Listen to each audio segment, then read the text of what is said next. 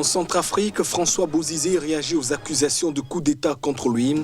L'ex-président, renversé en 2013, dément toute tentative de putsch. Le porte-parole de son parti est monté au créneau ce dimanche.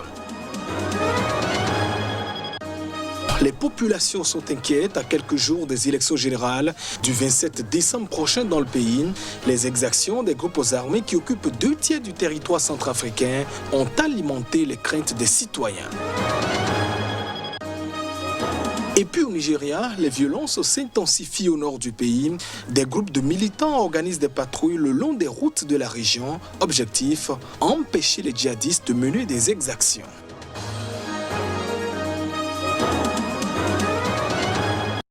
Voilà, plus sommaire de ce journal, bienvenue dans cette édition.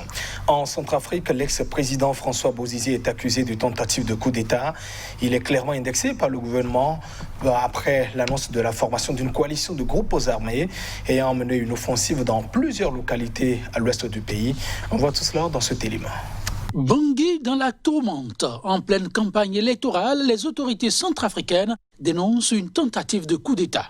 La nouvelle a été rendue publique par un communiqué officiel. Les autorités dénoncent des intentions manifestes de marcher sur Bangui de groupes lourdement armés. Si jusqu'à un moment donné, son nom n'était cité qu'à demi-mot derrière l'organisation des derniers événements, le porte-parole du gouvernement, Ange Massima Kazagui, a officiellement déclaré que François Bozizé est à l'origine de la dite tentative de déstabilisation.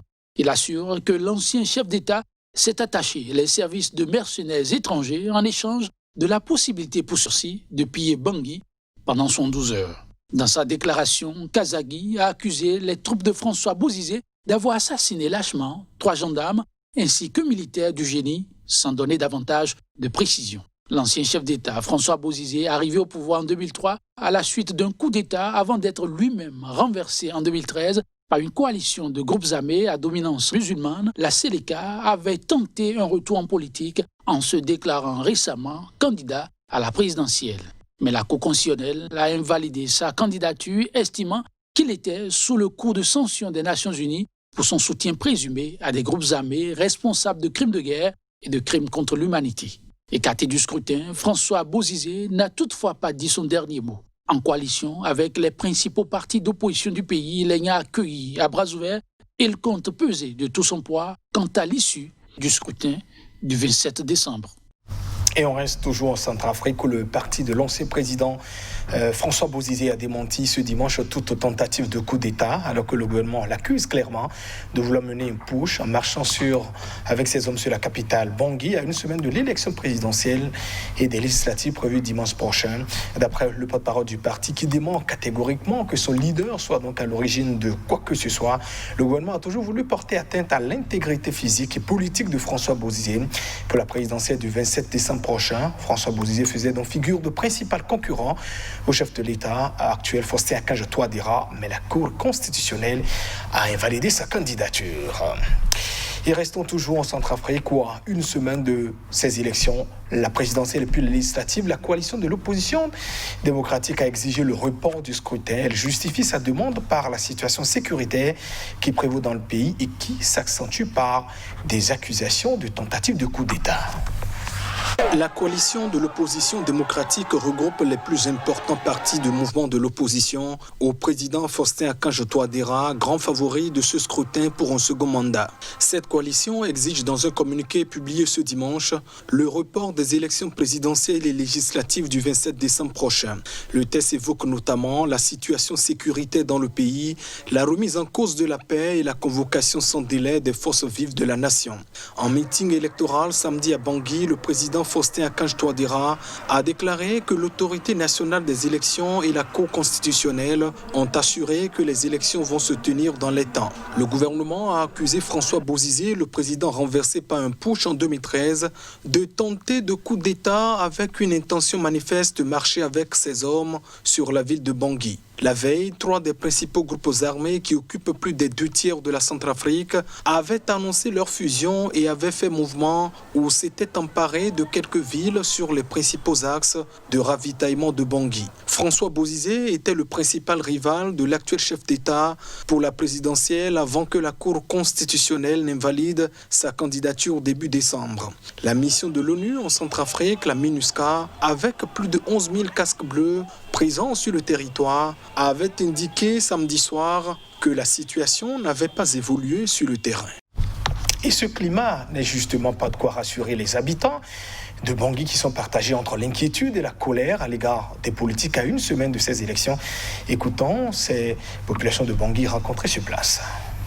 Je demande seulement à tous les candidats qui postulent pour la présidentielle et la législative de se maîtriser, de se calmer, de se comporter comme des bons citoyens dignes de la République centrafricaine. C'est tout ce que j'ai. Je suis inquiet pour notre pays, quoi. À cause de, je sais pas, les rebelles, quoi qui viennent. On a peur à cause de nos enfants.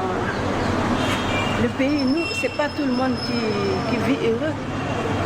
Il y en a les pauvres, il y en a comme nous là. Moi, je viens pour travailler chez les Libanais. Mais à chaque fois, on fuit, c'est ça. On a assez vraiment de ces genres de comportements qui, à chaque fois, à l'orée d'une élection, ça amène le peuple. Nos hommes politiques nous poussent à nous diviser entre nous, alors que par contre, eux, ils s'entendent bien entre eux, mais ils nous poussent à nous diviser, à nous s'entretuer. Voilà donc pour ces concitoyens rencontrés à Bangui. Au Nigeria, un groupe de militants soutenus par le gouvernement patrouille sur l'autoroute Maïdougouri-Damaturu dans l'état de Borno, au nord-est du pays, après une embuscade de djihadistes sur un convoi militaire et l'enlèvement de plus de 30 civils lors de différentes attaques. 5 soldats nigérians ont été tués samedi soir par des djihadistes affiliés à l'État islamique en Afrique de l'Ouest dans une embuscade visant un convoi militaire dans l'État du Borno, dans le nord-est du Nigeria. Des combattants de cette branche de Boko Haram affiliés au groupe État islamique ont également kidnappé 35 personnes vendredi et tué une femme dans l'attaque d'un autre convoi de voitures transportant des civils dans la même région, épicentre de l'insurrection islamiste. Samedi soir, des djihadistes armés de lance-roquettes ont ouvert le feu sur le convoi militaire en périphérie de la ville de Mafar, à 44 km de Maïdougouri, capitale du Borno. Après ces différentes attaques du week-end, un groupe de militants soutenus par le gouvernement a organisé une patrouille sur l'autoroute Maïdougouri-Damaturu dans l'état de Borno, au nord-est du pays. Objectif, faire régner autant que se peut la sécurité sur cet axe. L'ISWAP, qui a fait scission de Boko Haram en 2016, multiplie les attaques contre les forces armées et a tué des dizaines, voire des centaines de soldats nigérians. Mais elle est accusée de s'en prendre également de plus en plus souvent aux civils. Plus de 36 000 personnes ont été tuées et environ 2 millions ont été déplacés en une décennie de conflit dans le nord-est du Nigeria. Et on reste toujours dans le pays où les habitants de Kondouga enterrent les victimes après que 3 personnes ont été tuées et 2 grièvement blessées. C'est à l'issue d'un attentat suicide perpétré par une adolescente dans le nord-est du pays où le groupe djihadiste Boko Haram a récemment intensifié ses attaques. Le point à travers ce reportage.